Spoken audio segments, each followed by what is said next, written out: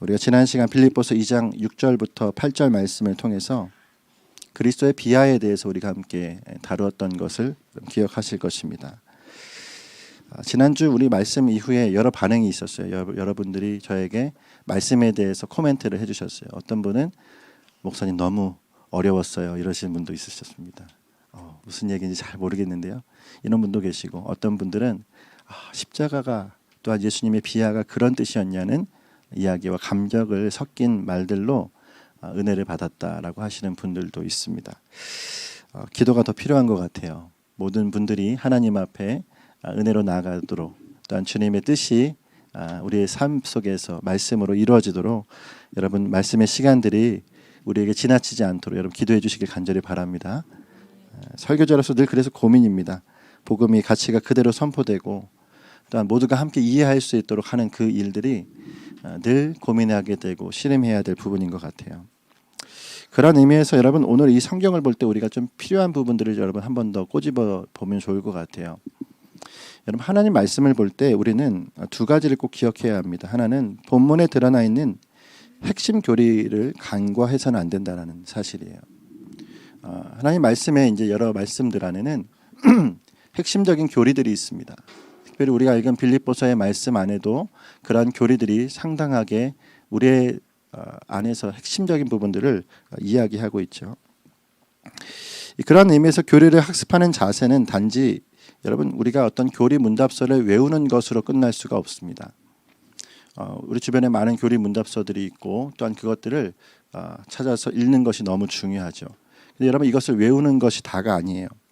그것을 외우는 것으로 끝난다면 이것은 그저 교리를 아는 것이지 내 안에 그 교리로 말미암는 기쁨이 사라진 것이기 때문에 그렇습니다.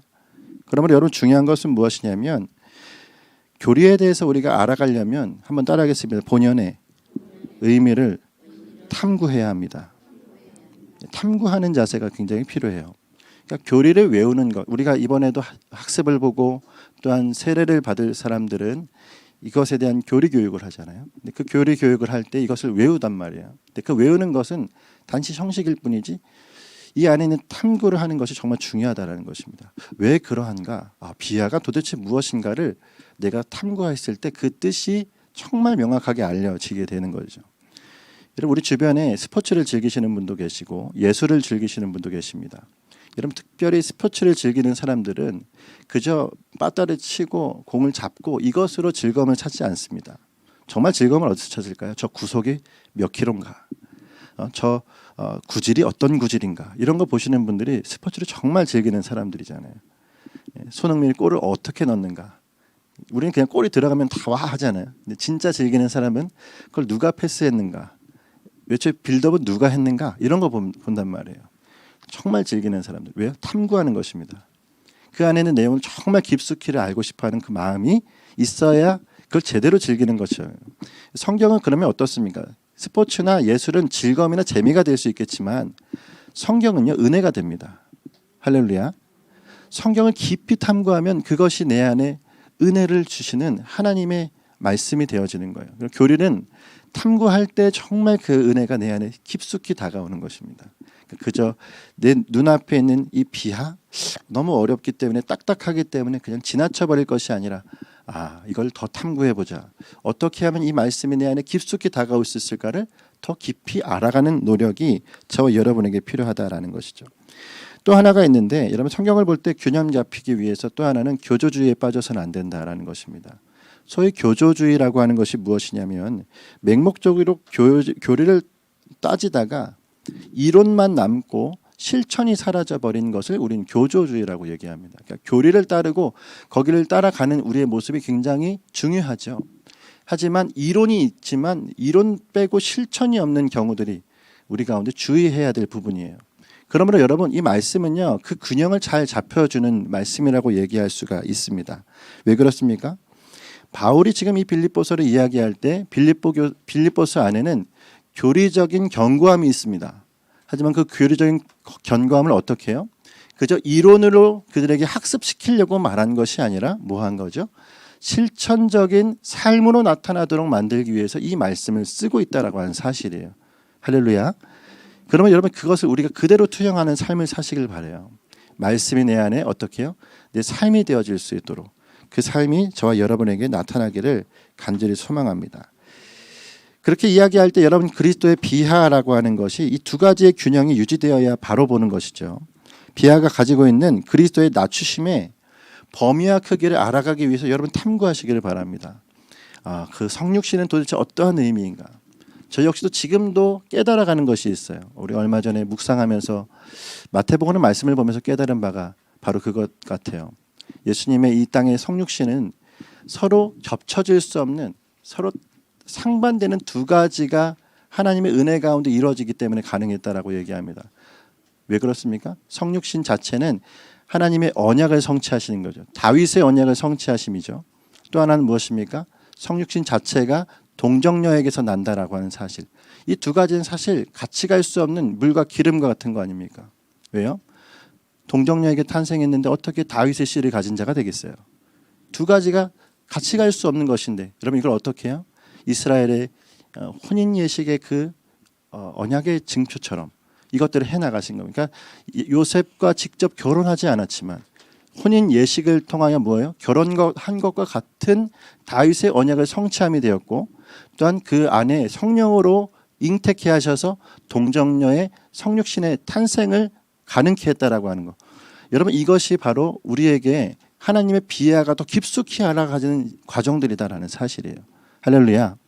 그러므로 여러분 이 말씀을 깊이 보려고 하는 우리의 자세를 놓치지 마시고 또한 그 안에 탐구하며 나가는 저와 여러분이 되시기를 간절히 원합니다. 또한 이 낮추심의 현상이 바로 우리가 살아가고 있는 삶의 영역에서 간과되어서는 안 돼요. 바로 이 비하라고 하는 것이 내 삶에서 어떻게 내가 죽고 또 내 안에 예수 그리스도가 사는 삶이 되어지는 거죠. 지난 시간에 우리가 얘기했습니다. 사랑이라 말하고 위로라 말하고 권면이라 말하지만 그 권면은 내가 죽은 자로서 드리는 삶이라는 사실이에요. 할렐루야. 이런 모습이 이 비하를 통해서 나타나는 균형 잡힌 우리의 모습이다라는 것입니다. 자, 그러한 측면에서 우리는 이 비하와 더불어서 함께 보아야 할 또 다른 개념이 있습니다. 그것이 무엇이냐면 오늘 말씀의 제목인 승귀라는 거예요. 승귀라고 했더니 가까이 계신 분이 그렇게 이야기해요. 무섭다고. 귀신 나올 것 같다고. 승귀라고 하는 때 이 귀자는요. 귀할 귀자, 귀중할 귀자입니다. 그래서 승은 무슨 승인지 아시겠죠? 오를 승. 그러니까 귀하게 올리셨다라는 뜻이에요. 귀하게 올라가셨다라는 뜻입니다. 그러니까 그분이 낮추심과 함께 어떻게 하신 거죠? 높아지셨다라는 뜻을 가지고 이것을 승귀라는 단어를 쓰는 거예요.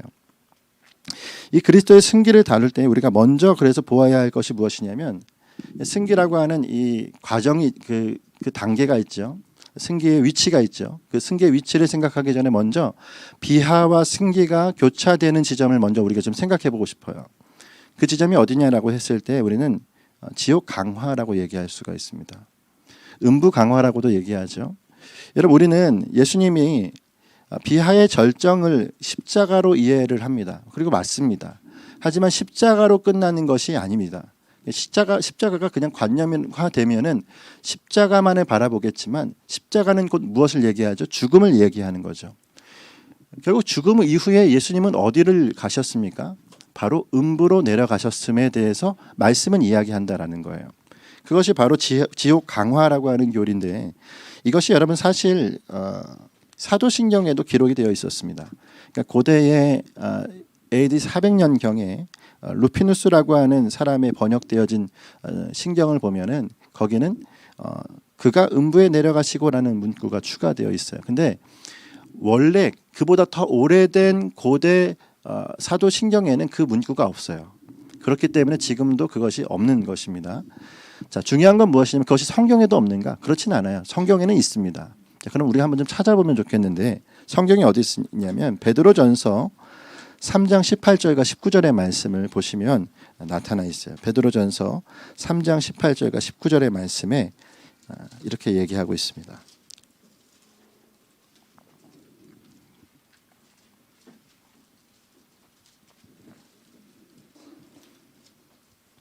베드로전서 3장 18절 19절의 말씀 한번 읽어볼까요?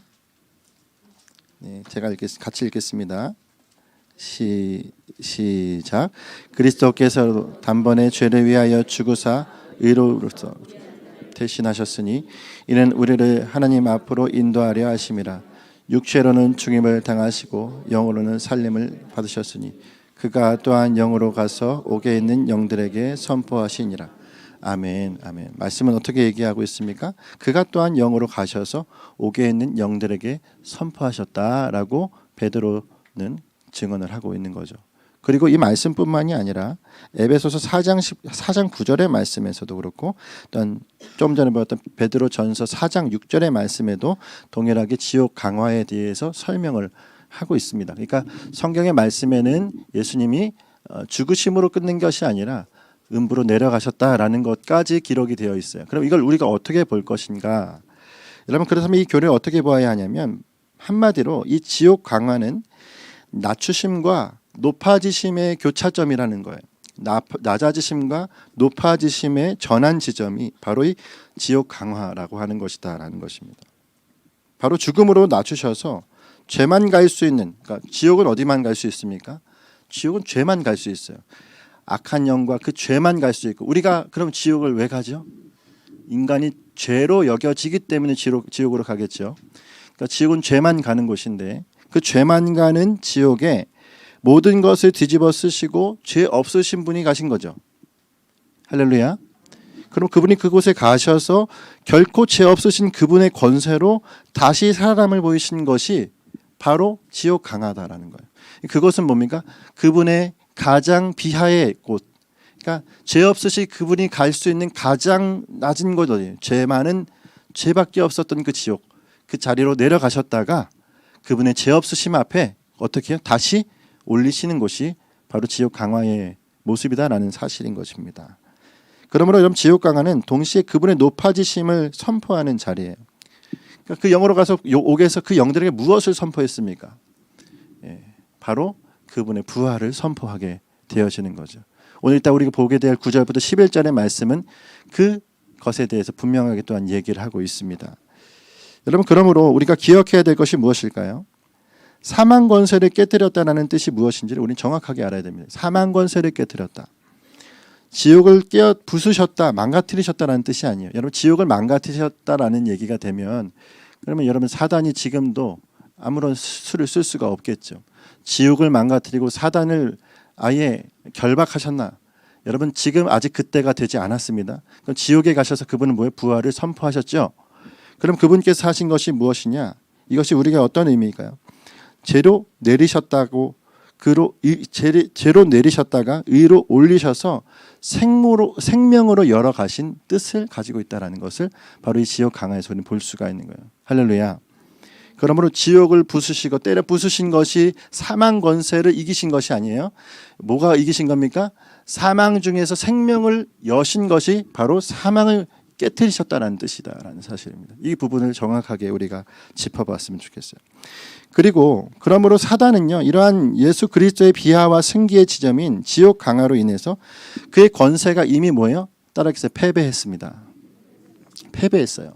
그러니까 그는 지금도 우리를 현혹하고 우리를 넘어뜨리려고 하지만 그는 이미 뭐예요? 패배한 자이라는 사실입니다.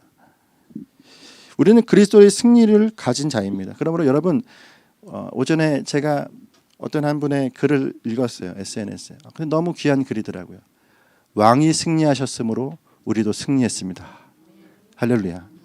아침에 그 문구를 딱 읽는데 오늘 말씀에 이 얘기를 꼭 해드려요. 왕이 승리하셨으니 우리도 승리했습니다. 그분이 승리하셨어요. 그분이 악한 권세로 패배자로 삼으시고 사망으로 생명 보게 하신 분이다라는 사실입니다. 그러므로 여러분, 오늘 우리는 이 악한 권세를 승리한 자들임을 믿습니다. 우리가 해야 될 것은 그것은 뭡니까? 이 땅을 살아갈 때에 이미 승리한 자는요, 걸려 넘어지지 않기를 위해 경계하고 달려가는 모습이 필요한 것입니다. 오늘도 우리의 마음을 시심탐탐 노려서 어떻게 하죠? 넘어뜨리려고 하고 무너뜨리려고 하고 다시금 멈춰서게 하는 이 사단의 공략 가운데 여러분, 이미 승리하신 주님 바라보며 능히 앞으로 나가는 저와 여러분이 되시기를 간절히 소망합니다.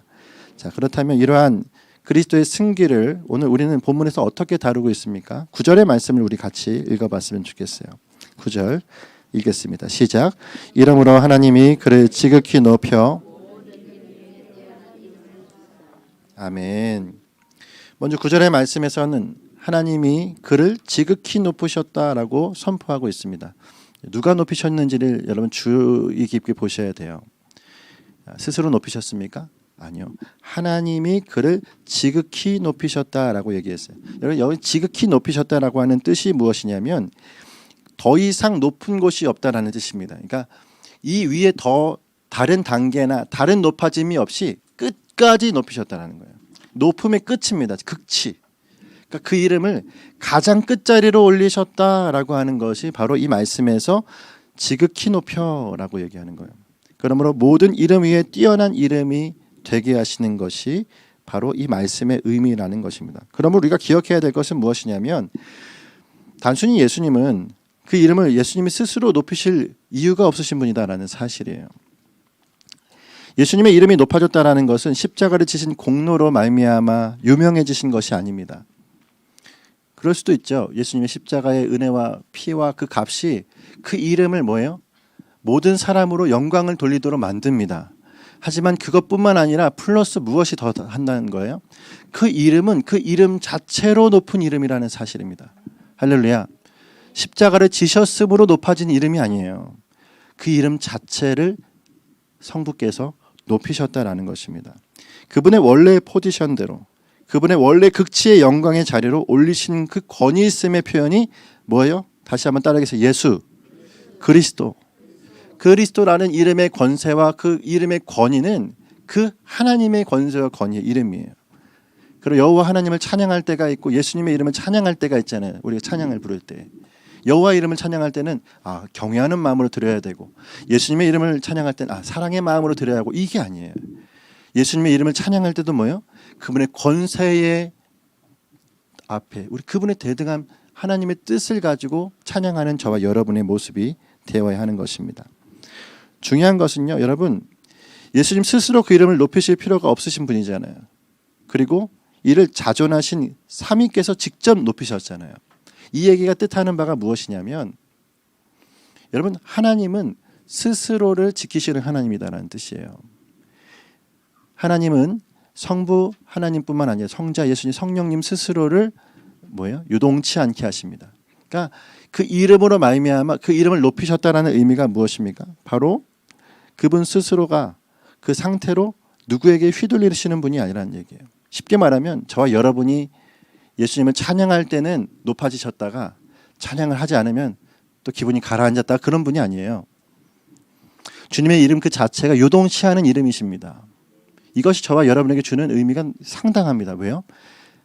가장 요동치 않은 것을 붙잡을 수 있기 때문에 그래요. 그 이름은 요동치 않기 때문에 그 이름을 붙잡을 수 있는 것입니다. 거기에 안정감을 누릴 수가 있는 거예요. 만약에 우리가 높도록 예배할 때만 높아지시고 그럴지 않을 때는 힘이 없으신 하나님이라고 생각해 보십시오. 그분에게 우리가 의지할 수가 있겠습니까? 아니요.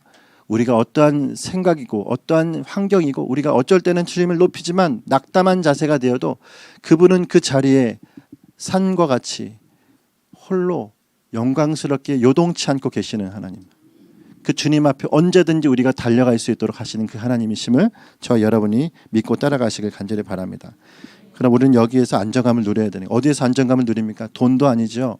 우리의 재물, 우리의 사람, 인맥이 아니에요.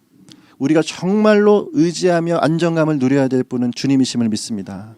예수님의 이름을 외치면 그것이 나에게 가장 안전한 이름이구나. 찬양 중에도 그 이름이 그런 찬양 있잖아요. 주님의 이름은 강한 성루 모르시지 이렇게 찬양을 한번 따르게 그분의 이름은 강한 성루 그곳에 달려간 자 안전하리. 주님의 이름은 강한 성루 그곳에 달려간 자 안전하리. 아멘. 아멘이죠. 그곳에 달려간 자 안전하다. 이것이 바로 요동치 않으시는 그분 앞에서 우리가 누릴 수 있는 은혜임을 믿으시기를 간절히 바랍니다. 자, 그렇다면 그분의 승기는 어떤 것이 있을까요? 네 가지로 우리가 생각해 봅니다. 첫 번째는 죽음을 이기신 부활이에요. 3일 만에 부활하신 그 부활은 그분의 승귀입니다. 높아지심입니다. 죽으심이 낮아지셨다라면 부활은 뭐예요? 높아지심이에요. 그 이후에 40일 후에 승천하신 사건도 그분의 승귀입니다. 또한 그분이 지금 어디에 계시죠? 하나님 우편에 앉아 계시죠. 이걸 제위라고 해요. 하나님 우편에 앉으심 역시도 뭡니까? 승귀하심입니다. 또한 장차 이 땅에 다시 오시는 재림도 승귀이십니다. 그분의 승귀를 이 네 가지의 위치로 우리가 생각을 합니다. 여러분, 우리가 이것에 대해서 오늘 하나씩 그 깊이를 다 알 수 있을까요? 그걸 하려면 시간이 부족하죠.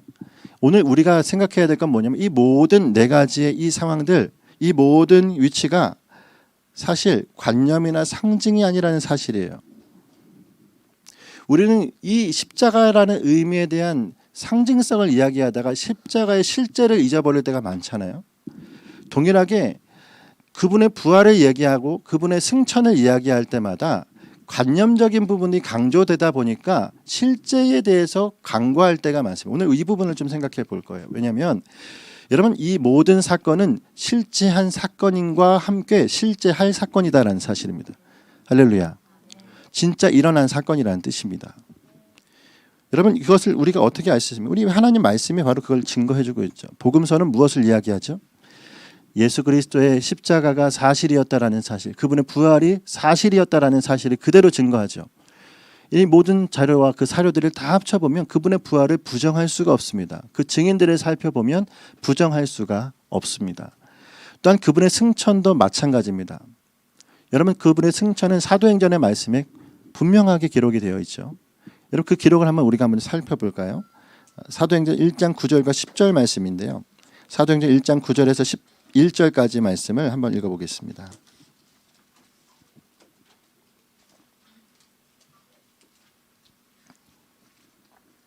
(1장 9절에서 11절인데요) 같이 읽도록 하겠습니다. 사도행전 1장 9절에서 11절 시작. 이 말씀을 마치시고 그들이 보는데 올려져 가시니 구름이 그를 가려 보이지 않게 하였더라. 올라가실 때 제자들이 자세히 하늘을 쳐다본 흰옷 입은 두 사람이 그들 곁에 서서 이르되 갈릴리 사람들아 어찌하여 서서 하늘을 쳐다보느냐. 너희 가운데 하늘로 올리셨던 이 예수는 하늘로 가심을 본 그대로 오시리라 하셨느니라. 아멘. 말씀에는 그저 예수님이 승천하셨더라라고 간략하게 기록되어 있지 않습니다.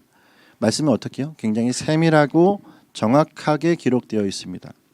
말씀을 마치셨어요. 그리고 그들이 보고 있는 그때 올려주시는데 구름이 그를 가리어 보이지 않게 되었다. 그리고 그 올라가실 때에 그 곁에 흰옷 입은 두 사람이 보였는데 그들이 뭐예요? 너희가 어찌하여 서서 하늘을 쳐다보고 있느냐. 하늘로 올리신 그 예수는 가심 그대로 오실 것이다 라고 약속하셨다라는 이야기예요. 이 이야기를 한 명이 보았습니까? 아니요. 그 자리에 있었던 500여 사람이 같이 보았어요. 여러분, 그 사람들이 동시에 이 모습을 보면서 함께 이 동일함에 대해서 팩트를 인정하여 기록한 것이 무엇입니까? 이 사도행전의 말씀은 누가가 기록하였지만 그 누가가 기록했지만 누군가 그 기록 틀렸습니다라고 말하면 그대로 사장될 수밖에 없는 말씀이에요. 어떤 말에 대해서 여러분 그 누가 여러분 아니라고 얘기하면 그때부터 그건 뭐예요? 심의에 걸린단 말입니다. 이 하나님의 말씀이 지금껏 이대로 올 수 있었던 것은 무엇입니까? 누구도 부인할 수 없는 사실이라는 사실을 그대로 증명해 준다라는 사실을 이야기하는 것이죠. 그러므로 여러분 오늘 우리가 기억해야 될 것은 무엇이냐면 비하도 이론이나 관념이 아니듯이 승기도 학문이나 이론이 아닙니다. 할렐루야. 사실이다라는 사실이에요. 실제 했었던 또한 그 실제가 우리 가운데 주는 가장 강력한 힘과 우리 가운데 주는 영향력이 있다라는 사실을 기억하지 않을 수 없다라는 것입니다. 그러므로 여러분 살아계신 하나님이 그 영광에 걸맞게 실제로 높아지셨습니다. 그 이름에 걸맞게 높아지심이 너무도 당연한 것이다라는 거예요. 그러니까 우리의 생각, 인간적인 생각으로 봤을 때 뭐예요? 어떻게 사람이 승천을 해? 어떻게 사람이 다시 오겠어? 지금 그럼 그분은 어디 계시겠어? 눈으로 보고 우리의 생각과 지각으로 생각했을 때는 뭐예요? 의심하겠죠. 하지만 여러분 이 모든 것을 하나님의 시각으로 보십시오. 그분은 내리셨지만 다시 어디로요? 살아계신 하나님은 올리실 그 자리로 올라가셔야 되는 분입니다. 할렐루야. 여러분 그 앞에 우리는 실제로 그분이 올리셨음을 뭐 하는 자가 되어야 되는 거죠? 찬양하는 자가 되어야 되는 거예요. 그러므로 여러분, 우리는 그리스도 예수 앞에 어떻게 찬양할 수 있습니까? 두 가지를 할 수 있죠. 이제 우리는 그분의 공로로 인하여 찬양합니다. 나를 살리신 그분, 할렐루야. 여러분, 십자가의 영광을 본 자는 찬양하지 않을 수 없어요. 일어나 뛰면서 나를 살리신 예수 그리스도 찬양하며 멈출 수 없는 그 영광 가운데로 나간단 말이에요. 근데 여러분, 그게 다가 아닙니다. 여러분, 그분의 이름에 걸맞는, 그분의 영광에 걸맞는, 하늘 보좌에 앉으신 왕의 이름에 걸맞는 찬양을 올려드리는 거예요. 구원하심이 보좌에 앉으신 우리 하나님과 어린 양께 있도다. 할렐루야. 아멘. 여러분, 놀라운 은혜가 저와 여러분에게 이 예배의 찬양의 모습이 되시길 간절히 바라요. 또한 주님 앞에 올려지는 우리의 삶의 자리에서의 찬양이 되시길 간절히 바랍니다. 입술의 찬양이 바뀌어야 되겠죠. 왕을 찬양할 때 어떻게 찬양합니까? 영화에서 보면 왕에게 어떻게 가만히 그렇게 할 수 있어요. 예전에 야구장을 한번 가보고, 오늘 야구 얘기를 좀 하자. 야구장을 가봤는데 거기 정말 신앙인들이 있더라고요. 누구를 신앙할까요? 그 앞에는 치어리더를 신앙하는, 치어리들이 춤을 추는데 거기 앞에서 열광을 하는데 완전 이분들은 신도예요. 신도. 잘못하다 저도 빠져들겠다니까. 전 빠져들질 않았어요. 여러분, 그 자리에서 자신의 모든 전부를 드릴 것처럼 찬양하고 있는 사람들이 여러분 앞에 있는 그 치어리더를 보고 찬양하는 거죠. 여러분, 오늘 우리가 하나님을 찬양하는데 그것보다 못해서야 되겠습니까? 이 얘기를 예전에 우리 청소년 아이들에게 했어요. 너희들이 찬양하는 그게 저 치어리더들한테 하는 것보다 못해서야 되겠냐 말이에요. 세상의 다른 것 어떤 것에게 열광을 돌리는, 여러분, 그것보다 주님이 영광 받으셔야 되지 않겠습니까? 이제 또 월드컵을 하잖아요. 열광할 거 아닙니까? 이 나라 전체가. 여러분, 그거보다 주님은 더 높이 찬양해야 될 거 아니에요. 성전 안에 여러분 빨간 티 입고 오시겠어요? 그게 아니잖아요. 여러분, 세상의 사람들이 하는 그 행동이 여러분 우리가 얼만큼 하나님 앞에 찬양할 수 있는지를 보여줘요. 정말 생명 걸고 찬양하잖아요. 정말 생명 다해 찬양하는 그 사람은 정말 내가 땀을 흘려서 삐질삐질해도 그분 앞에 기쁨과 감사가 충만한 자가 됩니다. 여러분, 그냥 찬양의 모습만 그러할까요? 삶 자체도 마찬가지입니다. 우리의 삶은요, 묵상하는 대로 이루어집니다. 우리의 삶의 묵상이 깊으면 깊을수록 삶을 살다가 눈물이 나요. 삶을 살다가 기쁨이 일어납니다. 왜요? 이 말씀이 나를 치거든요. 나를 바꾸거든요. 운전을 하다가도 어느 순간 눈물이 흘려요. 일본에 계신 어떤 선교사님이 한국에 와서 어느 날 이 고속도로를 타고, 외곽 고속도로를 타고 지나가는데 톨게이트 앞에서 눈물이 나는데 멈출 수가 없겠다라는 거예요. 나를 얼마나 사랑하시는지 그 사랑 앞에서, 톨게이트 앞에서 차를 세우고 엉엉 우셨대요. 여러분, 그 하나님을 찬양하는 마음이 저와 여러분에게 있기를 간절히 바랍니다. 주님 앞에 믿음으로 나가는 저와 여러분에게 왕 되신 하나님, 공의로우신 그 하나님, 또한 공로를 주신 그 하나님 앞에 찬양하는 저와 여러분이 되시기를 원해요. 그러면 여러분, 우리는 이 승기를 통해서 우리에게 적용해야 됩니다. 우리 적용은 어떻게 할까요? 5절의 말씀으로 돌아가셔야 되는 거예요. 5절의 말씀 같이 다시 한번 읽을까요? 5절의 말씀 시작. 너희 안에 이 마음을 품으라. 아멘. 여러분, 그리스도의 예수의 마음이니 할 때 비하는 잘 적용이 되었죠. 왜요?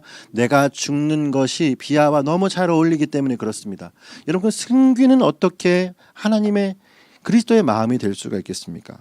승기까지 포함이 되어지는데요. 여러분, 낮추심으로 말미암아 내가 함께 죽는 것이 내포되어진다면 그분의 높아지심 앞에서 우리는 어떻게 해요? 나에게 무릎을 꿇는 것입니다. 다시요. 낮추심이 그분 앞에 내 죽음으로써 표현되어야 될 그리스도의 마음이라면 그분의 높으심 승귀는 내가 무릎을 꿇는 것이 승귀에 대한 바른 마음의 표현이라는 거예요. 할렐루야. 그분이 높아지셔서 나도 높아지는 게 아니라 그분이 높아지심으로 나는 그 자리에 납작 엎드려 무릎을 꿇고 경배하는 것입니다. 그러므로 그리스도의 마음은 하나님을 찬양하는 자의 마음이에요. 찬양된 삶을 사시길 바랍니다. 정말 여러분, 우리의 인생은 원래 어땠을까요? 여러분, 우리의 인생이 원래 어땠겠어요? 아담을 보면 아시죠? 아담의 타락 이전의 삶은 하나님 앞에 찬양하는 삶입니다. 그의 원래의 모습은 주님의 찬양을 위해서 목적되어진 자였습니다. 찬양된 삶이 여러분 우리 가운데 또 찬양해야 돼. 계속 찬양해야 돼. 이 찬양 지루해. 이런 개념이 아니에요. 인생 자체는 여러분 다시 주님 앞에 회복되어진 인생 자체는 찬양된 삶을 사는 것이 맞습니다. 할렐루야. 이것이 더 이상 내 안에 비교거리가 되지 않고 내 삶에 우선과 차선을 나누는 것이 되지 않고 오직 그 주님 앞에 내 모든 삶을 전부로 드리며 찬양이 된 삶, 찬양이 된 자의 모습이 저와 여러분의 삶에 나타나야 이 주님 앞에 정말 그 창조의 목적대로 찬양하는 저와 여러분이 되시기를 간절히 바랍니다. 그러므로 말씀이 무엇이라고 얘기하죠? 10절의 말씀에 모든 무릎을 예수의 이름에 뭐 한다고요? 꿇게 하신다. 예수님의 이름에 꿇게 하시고 또 입으로 예수 그리스도를 주라 시인하여 하나님 아버지께 영광을 돌리게 하셨느니라. 이것이 그리스도의 마음입니다. 이 마음을 우리의 삶에서 실천하고 나아가는 저와 여러분이 되었으면 좋겠습니다. 여러분 말씀해 보면 땅 위에 있는 자, 땅 아래에 있는 자, 하늘에 있는 자가 나타나죠. 10절의 말씀에. 오늘 이것까지 다 설명하면 시간이 너무 오래 걸릴 것 같아서 다음 시간을 설명해 드릴 텐데 이것은 여러분에게 말씀을 드리겠습니다. 하늘에 있는 자는 누구죠? 이미 주님과 함께 있는 자들 그리고 천사 이들 하늘에 있는 자예요. 그리고 땅 아래에 있는 자는 무엇입니까? 아까 지옥 강하에 대해서 얘기했었죠. 땅 안에 마귀와 또한 그리스도를 부인하거나 무지하여 무관하여 그분을 거역한 자들이 있는 곳이에요. 이 둘은 하나님 앞에 여러분 최고의 찬양을 드릴 수 있을까요? 물론 천국 하늘 위에 있는 자들은 하나님의 최고의 찬양을 드리고 있겠죠. 근데 오늘 정말 그것을 내 마음 가운데 누릴 수 있는 자가 누구냐? 땅에 있는 자들이다라는 거예요. 땅에 있는 자들. 바로 저와 여러분입니다. 할렐루야. 그러므로 여러분 우리는 어떤 자예요? 그리스도의 비하와 승기의 은혜를 한 몸에 받은 자예요. 다시 한번 따라하겠습니다. 그리스도의 비하와 승기의 은혜를 한 몸에 받은 자. 저 여러분 그런 자예요. 얼마나 위대합니까? 얼마나 이거 우리 가슴으로 받을 수 없는 거면 이 큰 걸, 이 선물을 어떻게 내가 나 같은 것이 받았단 말이에요. 여러분 그 은혜의 값어치대로 찬양하는 저와 여러분이 됐으면 좋겠어요. 세상이 그리스도를 찬양하는 것을 저항한다고 어떻게 우리가 찬양하지 않을 수 있습니까? 여러분 뭐 세상이 이번에도 뭐죠? 이번 종교개혁주의를 하는 무슨 데이죠 그게? 할로윈 데이. 귀신을 그렇게 찬양하는데 그리스도인데 어떻게 하나님을 찬양하지 않을 수 있냔 말이에요. 교회가 어떻게 주님 앞에 선포하지 않을 수 있냔 말입니다. 카페마다 뭐 까마귀가 아니죠. 뭐예요? 박쥐 같은 걸 막 붙여놨더라고요. 예쁜 카페에 왜 박쥐를 붙이는지 저는 상상 이해가 안 돼요. 호박을 왜 거기에다 갖다 놔서 불을 켜고 있는지. 세상에 그 악한 문화가 판치고 있는 가운데 여러분 교회는 뭐합니까? 찬양해야죠. 예배 드려야죠. 주님 앞에 믿음으로 달려가야죠. 삶의 자리가 교회가 되어야 되지 않겠습니까? 내가 있는 영역은 바뀌어야 되지 않겠습니까? 그런 모습과 마음이 우리의 삶에 나타나시기를 간절히 소망합니다. 요즘에 제 가장 큰 기쁨이 뭐냐면 새벽에 운전하는 이제 기쁨으로 삼고 있어요. 제가 이렇게 보니까 제가 운전하는 걸 너무 좋아하더라고요. 나중에 은퇴하면 운전을 해야 될까 봐요. 여러분 정말 운전을 하면서 새벽에 사람을 태워서 자리에 앉히고 같이 예배드리고 기도하는데 왜 내가 이 기쁨을 그동안 잊고 있었지? 이 생각이 드는 거예요. 멀리 있는 지체라도 제가 늘 갈 준비가 돼 있단 말이에요. 제 육신이 다 하는 한 할렐루야. 부담은 갖지 마세요. 있는 자리에서 주님 앞에 하나님 앞에 내게 정말 참된 기쁨이 무엇인지를 찾는 자들이 되시기를 간절히 소망합니다. 할렐루야. 아멘. 주님이 우리의 기쁨 되시기를 간절히 원합니다. 그리고 저 이름을 한 주간 우리 가장 깊은 자리에 모시며 찬양하는 복된 한 주간이 되시기를 간절히 소망합니다. 시간 기도하겠습니다.